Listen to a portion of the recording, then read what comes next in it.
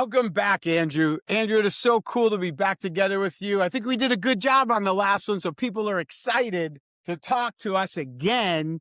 I know you're the service director at Contigo, and I'm excited about it. I won't go through all the stuff that we talked about last time, but I mean, your cross-functional background is just so impressive. I mean, the risk, the operations, compliance, strategy, everything we talked about last time. I'm just really excited about part two of our session today. We're going to dig into a couple more questions that probably a little bit edgier than last time, but I think it's going to be fun for you and me. So, you got anything to say before we kick it off, Andrew? No, thanks for having me for the second time. Looks like the first time was a good one, so we're having this second time. So let's follow up again. Let's talk. So for years, CX leaders selected delivery locations primarily based on cost per seat, right? And remember, I am a BPO and I got them, we're global. You know, that playbook, it's evolving now. I'm seeing it. So like, what's broken in your opinion about how organizations still make location in 2026? What should they be looking for instead of just location? That's an interesting. I don't think anything is broken as such, but I think you're absolutely right in saying that location playbook has historically been focused on primarily one goal, is finding the lower cost per seat. And I guess these days, back in the day, success meant that when you identify the geography with high English proficiency and low hourly rate, that's a success. So I guess what is happening these days is that playbook seems to be evolving because AI is capable of handling high volume routine tasks. And so the work that humans do is more complex and it has higher stakes, and it is more, and I guess it ties in with what we were talking on the previous podcast, is that the work is more tied to trust. So I guess at this point the question is not so much about what is the cost per seat, but more so, can the local workforce effectively work or augment AI, right? So location with good access to talent pool with English, but poor, I guess, digital fluency doesn't seem to be a good fit anymore, because you have to have agents working simultaneously with like 3 or 4 AI-based tool sets. Yep. So you have to have someone like with not just the English, but also being able to critically assess and work with those AI tools. Basically, this is what that's what the digital fluency means. Yeah, and I think that's a fair point. And you know, the one thing I would say is, you know, I still think there's organizations out there that are still anchored to this cost per seat. And I don't think they're making a bad decision to what you say, like on purpose. But if you were to give somebody advice, think about somebody who's listening to us executive level. A lot of these scoring mechanisms, as you know, you've been in the business as long as me, I think they're still using forms from like 10 years ago that might not have all that AI stuff in there, like what they should be looking for. It could still be the old blueprint, which is what we've done 10 years ago. Like, what type of advice can you give people like that? Like, how do you change that mindset? Does that help? Yeah. So I'm not sure if they're still using the same blueprint, but I guess the mindset is kind of still the same, because in the old model, locations were selected to handle massive volumes of tasks like calls or content review or tickets or whatever. And so based on the data that I've seen, AI agents can now, like, they're capable, I'm not sure if they're doing it in reality or not, but they're capable of doing like 80%, up to 80% of routine queries. Now, the trend seems that companies are moving away from this like classical labor arbitrage, if you will, to more like a value arbitrage, right? Meaning instead of 100 agents or 1,000 agents somewhere at a low cost location, you probably would have 100 agents, but which are like, you can call it super agents, if you will, in any nearshore location like or hub like Romania or Poland or even Ukraine. So yes, you pay more per seat, but the number of agents is smaller. Correct. And resolution to cost ratio is higher and better because those agents are solving problems faster and more efficient. So you don't have to go back. So it's no longer, the goal is no longer to find the cheapest price per seat or price Love that. per human. It's more about how effectively that person can collaborate or work with AI. Absolutely, and you nailed it. I mean, it's really the value. What value you bringing me? And I think some people might miss that. All right, let's go to number two. So, in this geopolitical disruption, like infrastructure risk, I mean, we see the news. Anybody can turn it on. This talent concentration, what people are talking about. People are worried about redundancy. They're worried about single location dependencies, which we agree. So, how should a CX leader think about building a resilient delivery footprint, in your opinion? So that's another one. That's another good one. So resilient delivery footprint is not so much about the getting the cost as low as possible. And I guess again, this ties in with what we talked about on our previous podcast. Is that trust and safety? It is no longer viewed as a purely as a cost center. It's more like a competitive advantage. And if you think about it from this perspective, it means that resilient delivery footprint would typically be consisting of three elements. First element would be uh, that would be onshore. That would be a core team that will manage key policy things or some key operational aspects, maybe some AI guardrails. Like basically, will be establishing the rules of the game. The second element would be your nearshore team, typically Poland or Romania or even Ukraine, which are culture where talent is culturally sensitive, and it provides these high quality operations where you would have, which you would probably need for like a high profile, high tier partners or high profile content. And then you would have offshore, which would be for high volume, like for moderation, data labeling for AI systems, or 24/7 support. So that will be your third element for scaling. So the other element to that is, or dimension, I would say. So there are three elements like onshore, nearshore, and offshore for scaling. But there's another dimension to this. Instead of just going for the capital cities, you can diversify your strategy and probably will include some student hubs, I guess, if you will, or some other large metropolitan areas which provide extensive talent pool. Those typically those locations, they offer lower attrition and higher loyalty. And then resilience also means that you should have at least some part of your workforce working fully distributed or in hybrid work arrangement, meaning that if physical office for some reason becomes inaccessible, then your team can work remote. And the other way around, if people cannot work remote, they can work from office. Yep. No, I think that's really good. I mean, you're really nailing it. I mean, the one thing I've seen in my career, and I agree with everything you're saying, we're in tier 2 cities. We actually have a big student population. We actually offer tuition reimbursement at Etech for that reason. You get them for at least 4 years.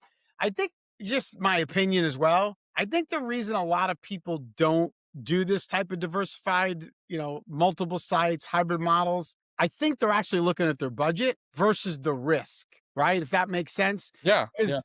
People they'll look at a budget and say, well, this is going to be the cheaper solution. Let me go here, not understanding if God forbid something happens, it takes out an entire site. You just upset 1 million of your customers, for an example. But exactly. That's a single point of failure. Exactly. And I think not everybody thinks like that. All right, good. So we did talk about nearshore. And by the way, that's interesting because nearshore is really gaining a lot of momentum now, especially because it's close to our time zone, at least for us. And, the cultural proximity is pretty good, vacation places. Our center's in Jamaica, the vacation world, Montego Bay. But is it automatically the right answer for every organization? That's what I'd ask you. Like, can anybody go near shore? Or do you think that there's some organizations that it may not be the best thing for them? That's a good question. So nearshore, I guess, is a middle ground for many organizations, and they choose it when they want to optimize their high costs of onshore but they require more sensitive, like they require talent that is more sensitive to, or like culturally sensitive and more culturally aligned. And also, it might be because of the time sensitivity compared to traditional offshore destinations like Philippines or India. So nearshore is often viewed as a good fit for workflows that require high accuracy, high Okay. complexity, or it's sensitive for whatever reason, like a help desk. I don't know, help desk for a complex software as a service product, or you're working with escalations, or you're working with high tier partners. Offshore would typically be a good fit for a high volume moderation, for example, of user generated content, or for data labeling, or when you are like getting your model ramped up. That's for scale. When you need the scale, that would be offshore. And so, because it's absolute lowest cost per hour, and your work Yeah. is highly Good repetitive, point. and your work is mostly script based, that's what offshore is working good for. But if you're looking for something more nuanced, then nearshore probably would be your best option. Gotcha. So what intrigues me the most about you and what we talked about before. So I've been in the call center business for 35, 36 years now. Until recently, actually, when I met you.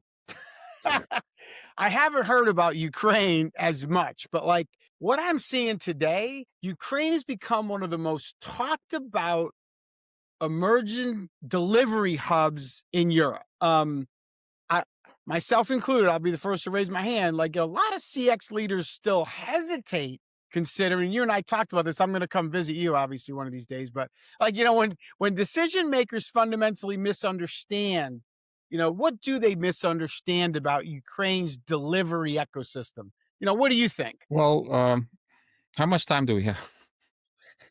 We don't have time to go through the entire political world of it, but I want to give you enough time.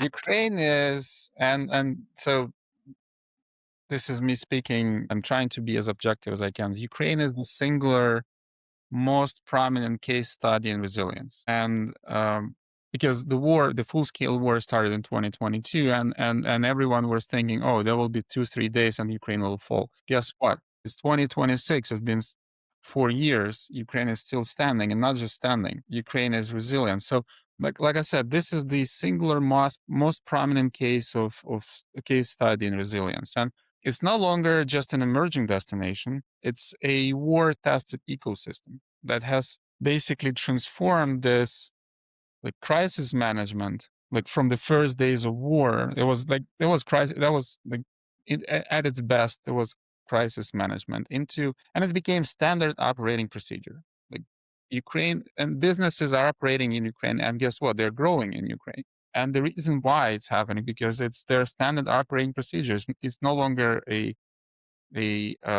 crisis management, and it's been tested for 4 years now. So, and here's what reality of Ukraine delivery ecosystem is today, and here's why uh, what resilience reveals about its future. The first misconception is stability.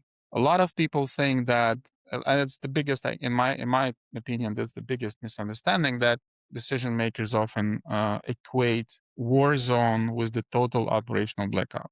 It's not true.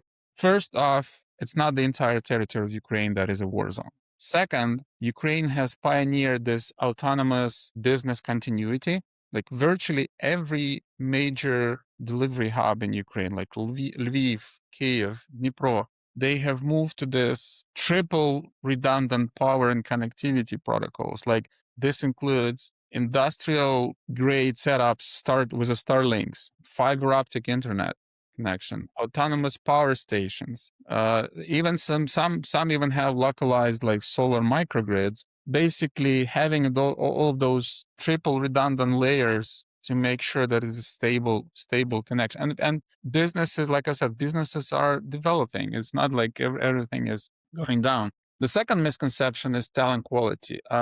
The biggest misunderstanding that I've seen is that Ukraine is a place for low cost and low quality talent.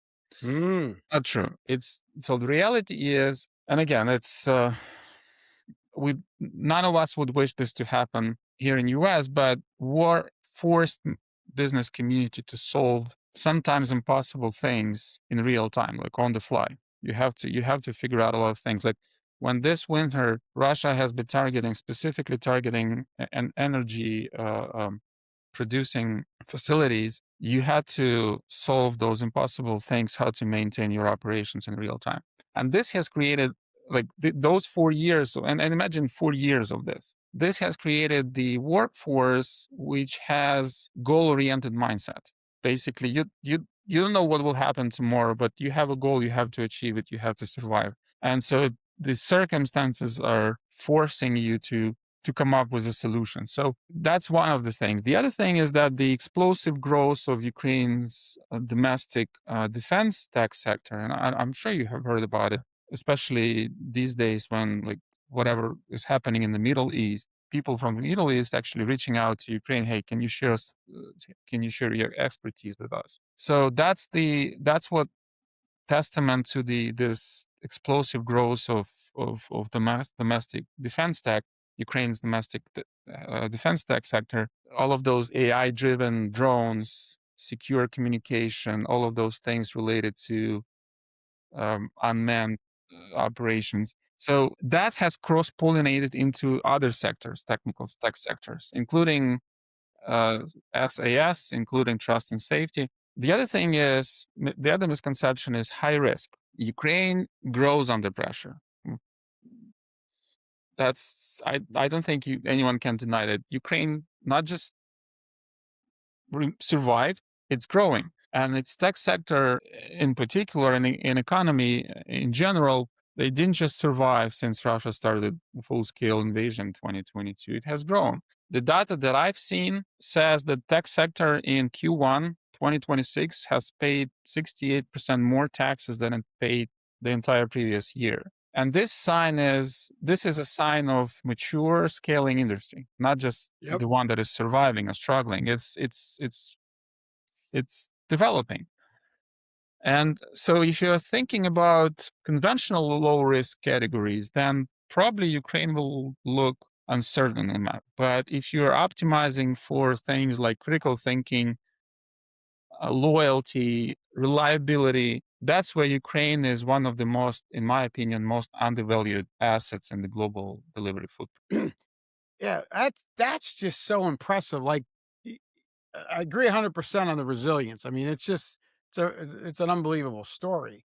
What I didn't know, what you shared with me today, was that data you gave me, which I took some notes. I mean, it backs up that story. That is an incredible, incredible story. That's awesome.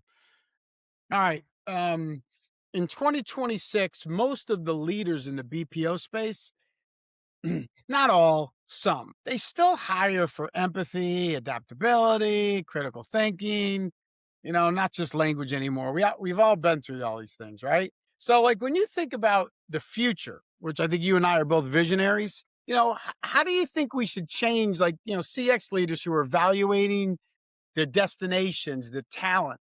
Your opinion.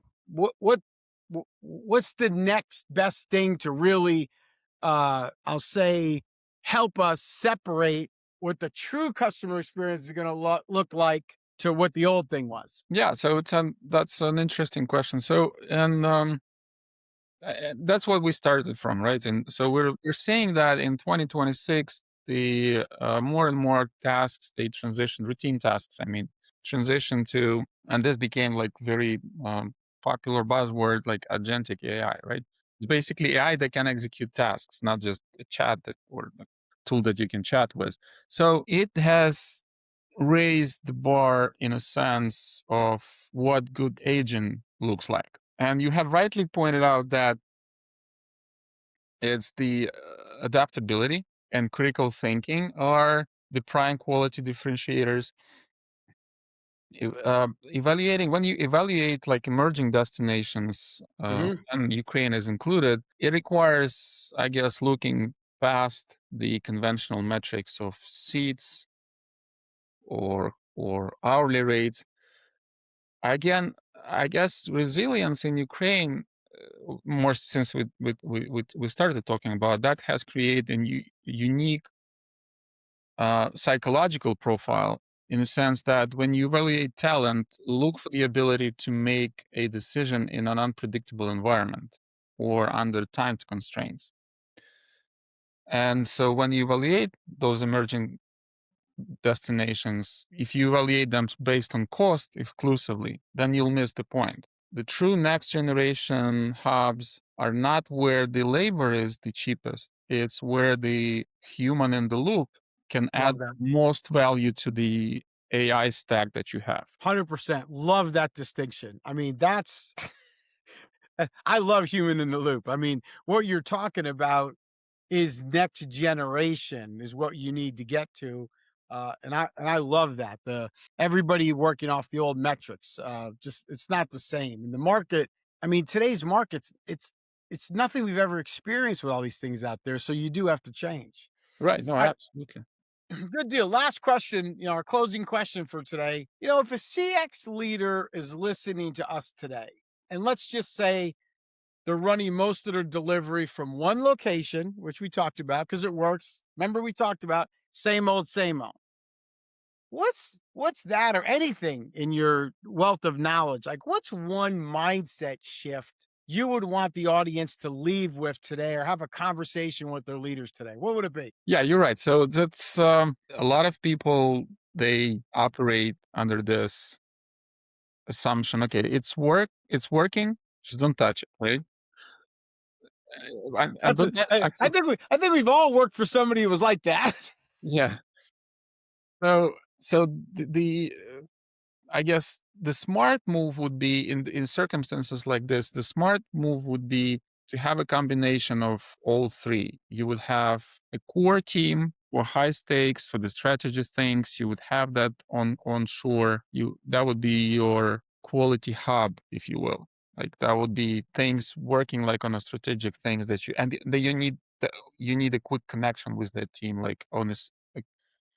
In a split of a second, you can reach out to someone in the same time zone and they will be available and you can talk to them and they have the same cultural. So that's the, I guess, the first element. The second, if you need to have someone for complexity and nuances, and that would typically be your nearshore team focusing on escalations and help desk, some of those like very, very nuanced things. And then if you need scale, most mid to large operations will do just fine with the first and the second. They need the core team and then need their extension nearshore that is sensitive enough, that is responsive enough, that is culturally aligned enough.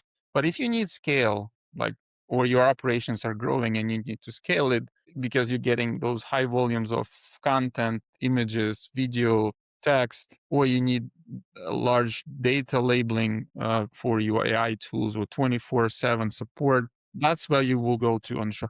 So same delivery location, like I think we started from this same single delivery location is a single point of failure, I guess. Yeah, I think that's a good way to end it when you think about it. I mean, it's really practical, and I think that's what our listeners want is practical. I mean, you run a great scenario there. The way to really do it successfully. I think some leaders, again, just my opinion, I've been wrong once or twice now. I've been wrong before. I think some of the leaders avoid the exercise that we're talking about because they already know what the answer is going to be and they don't want to change. I really appreciate the perspective today. This conversation, again, is entertaining as the last one. I look forward to talking to you more. If anybody wants to contact you, we'll put it below, but I'll give you the final words today. If they want to contact you, how do they get in touch with you, Andrew? I think LinkedIn is the best way to reach out to me. Perfect. And we'll put your LinkedIn in the bottom of this podcast as well as my own. Thank you, listeners. Thank you so much, Andrew, for joining me again. You guys all have a great week. And until we see you next time on our podcast, have a great one, everyone. Great. Thank you.